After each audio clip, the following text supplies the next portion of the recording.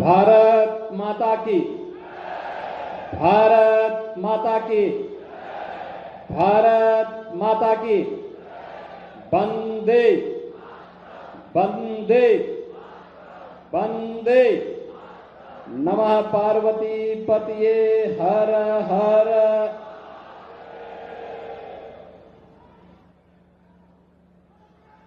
जनपद लखीमपुर की 1622 करोड़ रुपए की परियोजनाओं के लोकार्पण और शिलान्यास के साथ साथ छोटी काशी के रूप में विख्यात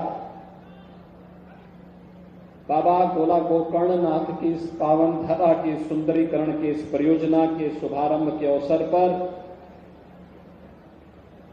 आज के इस कार्यक्रम में उपस्थित उत्तर प्रदेश सरकार में पर्यटन और संस्कृति मंत्री श्री जयवीर सिंह जी, प्रभारी मंत्री लखीमपुर खीरी और प्रदेश के आबकारी मंत्री श्री नितिन अग्रवाल जी, माननीय विधायक श्री अमन गिरी जी, लोकेंद्र प्रताप सिंह जी,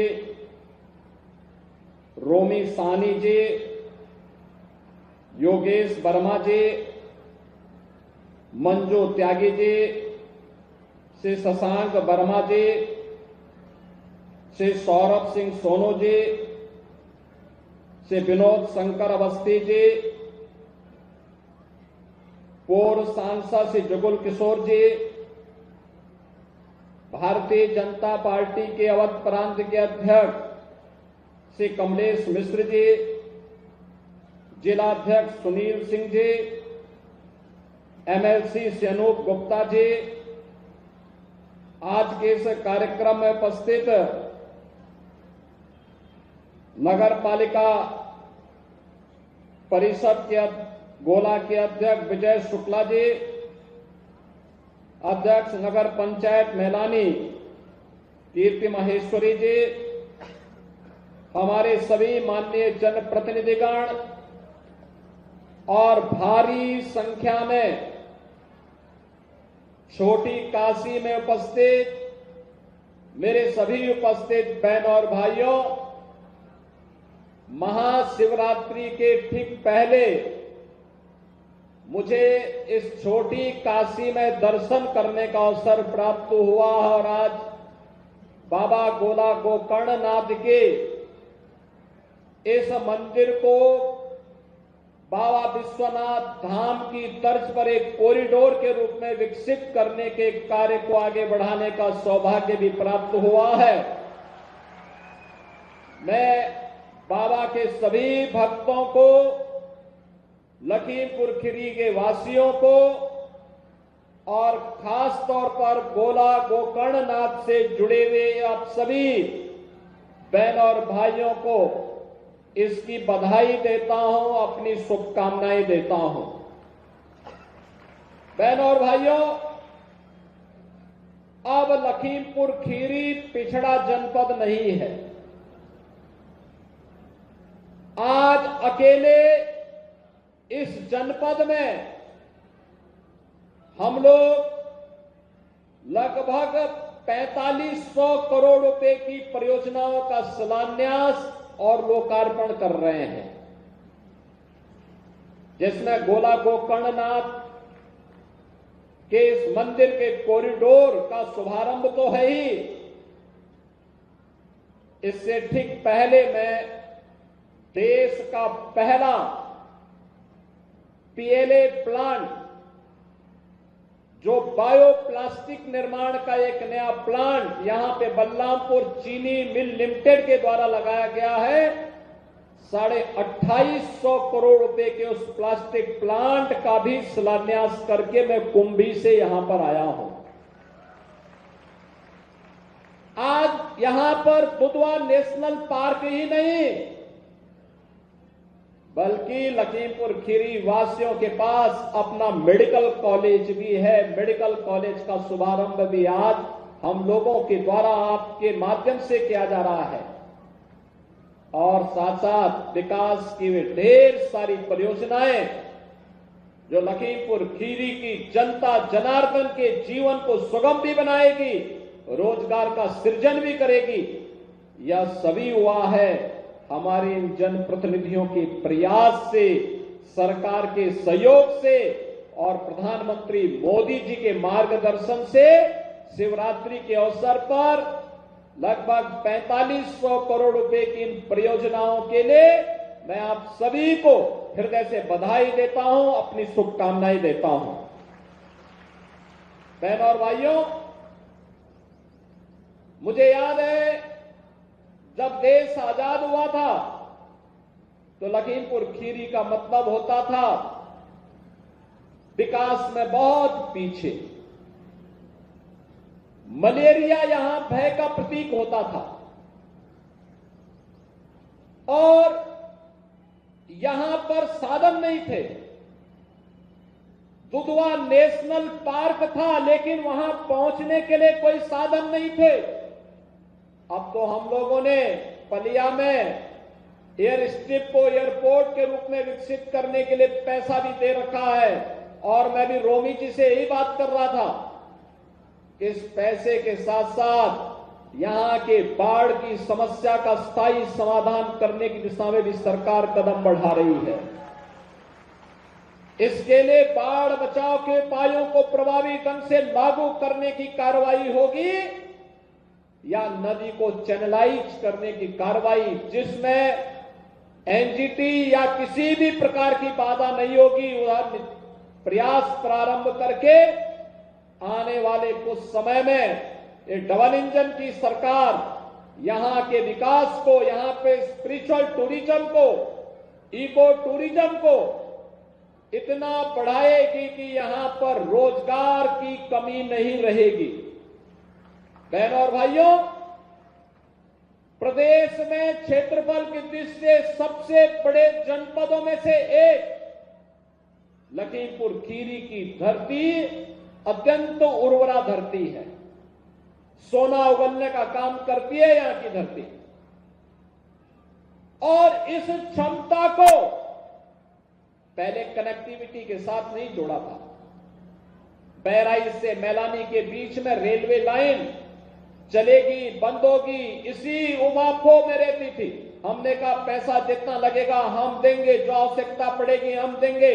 टूरिज्म के लिए इसको प्रमोट करना चाहिए, इसको आगे बढ़ाना चाहिए और मुझे पूरा विश्वास है कि भारतीय रेल इस दिशा में जो सकारात्मक कदम आगे बढ़ा रही है, यह यहां पर उस टूरिज्म की दिशा में एक नए युग की शुरुआत को आगे बढ़ाएगा।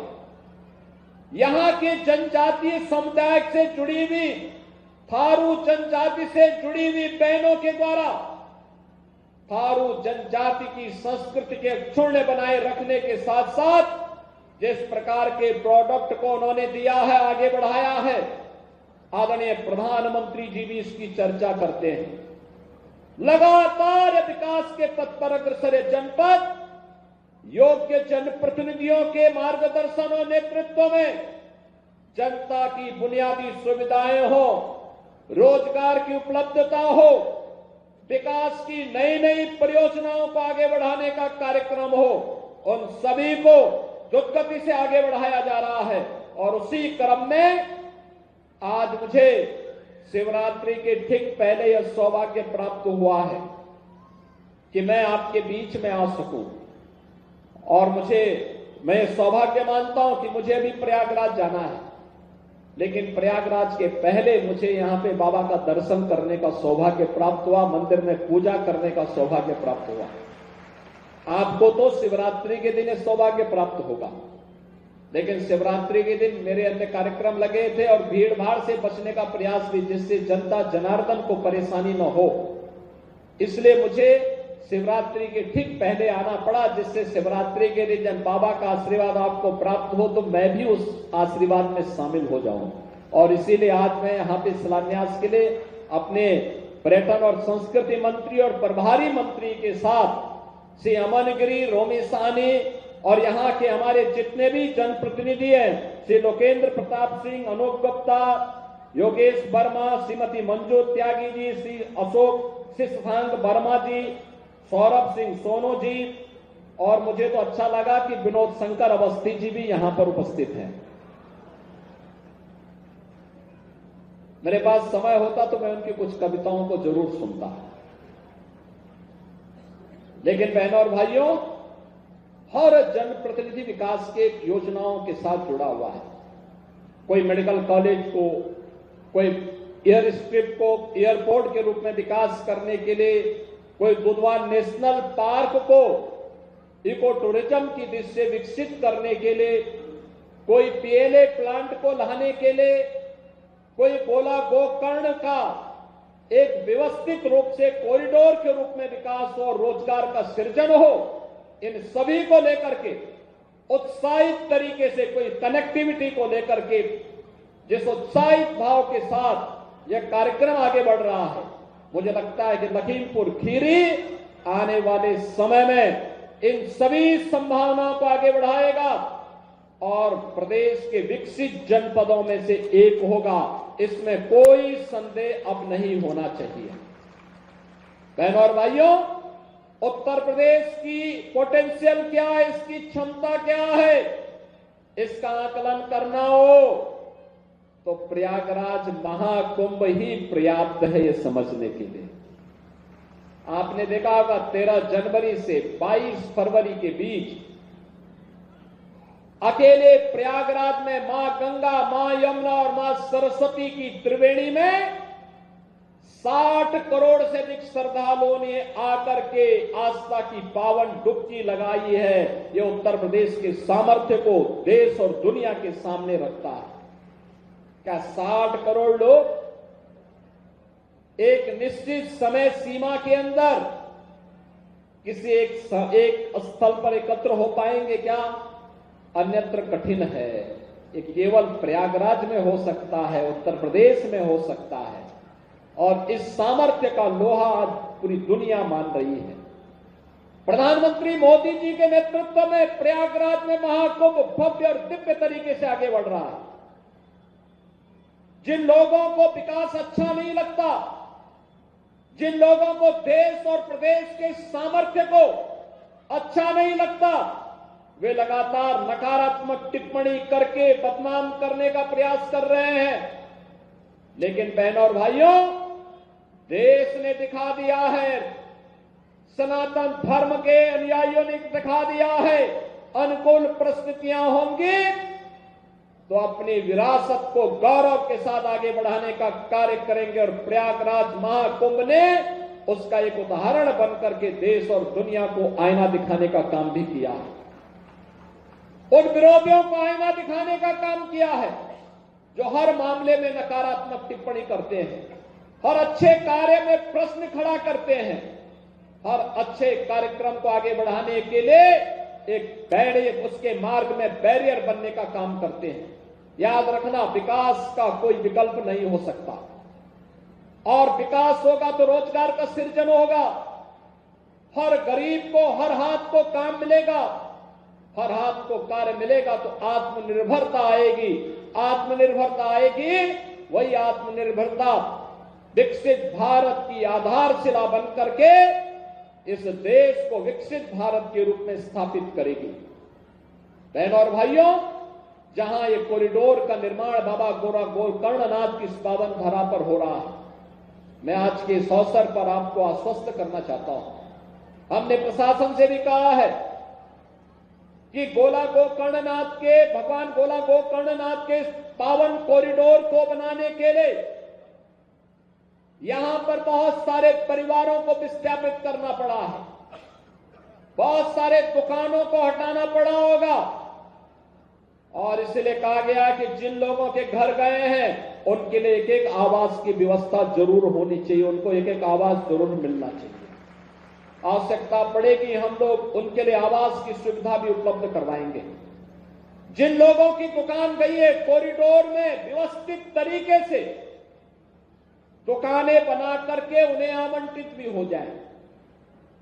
किसी को उजाड़ना हमारा काम नहीं। सुंदरीकरण के साथ साथ लोगों के जीवन को सुगम बनाना भी इस सरकार का उद्देश्य है और सरकार उसी दिशा में प्रयास करते हुए आगे बढ़ रहा है।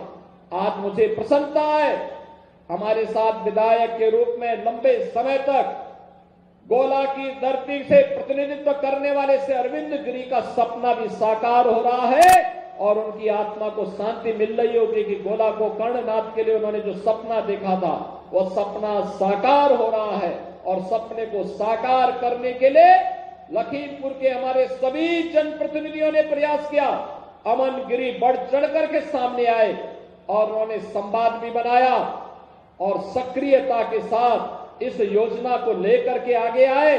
आज हम सब यहां पर आकर के इस योजना का शुभारंभ भी कर रहे हैं। मुझे पूरा विश्वास है कि विकास की जो योजनाएं मिल रही हैं, एक सुखद भविष्य को आगे बढ़ाने के लिए लखीमपुर खीरी को एक विकसित जनपद के रूप में स्थापित करने की दिशा में किए जाने वाले प्रयास का हिस्सा होगा और आने वाले समय में जो ढेर सारी योजनाएं आज लखीमपुर खीरी जनपद को प्राप्त हो रही हैं, इन सभी योजनाओं के लिए मैं लखीमपुर खीरी वासियों को एक बार फिर से हृदय से बधाई देता हूं, अपनी शुभकामनाएं देता हूं और महाशिवरात्रि की भी आप सबको बधाई देते हुए अपनी वाणी को विराम देता हूं। धन्यवाद। जय हिंद। अमर उजाला जीवांजलि के सारथी की मदद लें और महाकुंभ में स्नान जरूर करें।